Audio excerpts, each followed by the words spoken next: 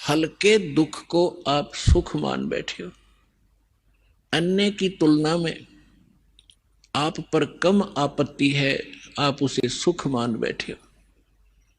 इस 21 ब्रह्मांड में सुख नाम की चीज नहीं है।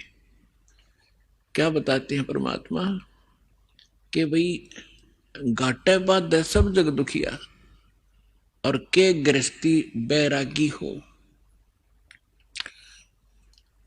अपने आत्मा हमारा दुर्भाग्य रहा कि हमें ऐसे नकली गुरु धर्म गुरु प्राप्त हुए जिनको अपने सिलेबस का भी ज्ञान नहीं। वो टीचर कौन से खाते के। वैसे तो ये वर्ण बाद में बने हैं, हम सभी एक ही थे, ना कोई ब्राह्मण था, ना क्षत्रिय, ना शूद्र, ना वैसे, सभी भाई बहन थे। फिर इन्होंने अपने वर्क डिवाइड कर लिए। एक भाई ने यानी एक कुछ व्यक्तियों ने मिलकर कहा भी आप शिक्षा ग्रहण करो और सदग्रंथों को समझो और इस ज्ञान को हमें बताओ। तो उनको पंडित कहने लगे जो सदग्रंथ पढ़ा करते थे और सुनाया करते थे। वो थे स्टार्ट में हम एक ही, हमारा गोत्र है। बाद में हम बढ़ते चले गए, आगे चल के हमारे वंश के नाम से कुल का गोत्र बनता चला गया, कुल गोत्र।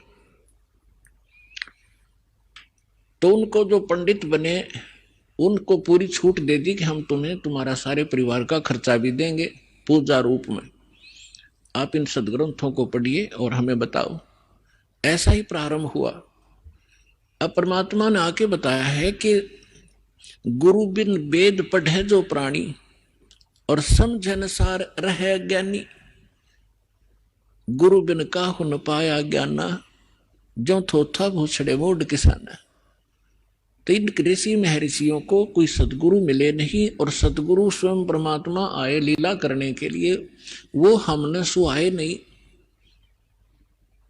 जैसे क्या होता है, जैसे किसी ने थोड़ा सा बोलन की शैली ठीक कर ली और 10-20 श्लोक गोट लिए, वेद या गीता या कोई वाणी पढ़ ली किसी संत की, तो आम स्थान पर खड़ा होकर वो 100-200 व्यक्तियों को प्रभावित कर सकता है अपने प्रवचन के बोलने की शैली से, लेकिन उसके पास कख नहीं है। जब तक सदग्रंथों का संपूर्ण ज्ञान ना हो और कंप्लीट वे ऑफ वर्शिप यानी पूर्ण भक्ति विधि ना हो, तो ज्ञान भी एक आने का नहीं। परमात्मा कहते हैं गोरख से ज्ञानी गणेश सुख दे जति जहान और सीता सी गौ भारिया संत दूर स्थान। फिर परमात्मा कहते हैं कि श्रोता कोट अनंत हैं और वक्ता कोट अनंत और दानी कोट अनंत हैं पर बिरले साधु संत। तो जो प्रसंग चल रहा है कि परमात्मा हमें बताया करते थे, वो स्वयं आकर के ज्ञान दिया करते थे, तो हमें आज तक ज्ञान प्राप्त ही नहीं था। हमने इस झूठे सुख को सुख मान लिया। जैसे एक व्यक्ति के 3 पुत्रों में से एक की मृत्यु होगी। अब पुत्र मरो चाहे पुत्री, पत्नी मरो चाहे पति, दुख तो भारी होता है। अब जिनके साथ हम कितने प्यार से लाड से रह रहे हैं, हम इतने ढीठ हैं, दुख चाहे इनसे भी ज्यादा आ जाओ पर मरे नहीं। हमारी मृत्यु ना हो तो हम इस दुख ने भी देख लेंगे, देखी जाएगी जैसे भी होगा। लेकिन ये दुख भी फिर मृत्यु भी, तो ये दोनों कष्ट यहां पर बने रहेंगे।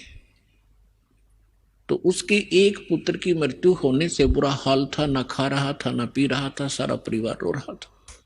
शोक व्यक्त करने के लिए कुछ व्यक्ति जाते हैं, उनमें से एक व्यक्ति ऐसा था जिसका एक ही पुत्र था, वही मृत्यु को प्राप्त हो चुका था कई वर्ष पूर्व।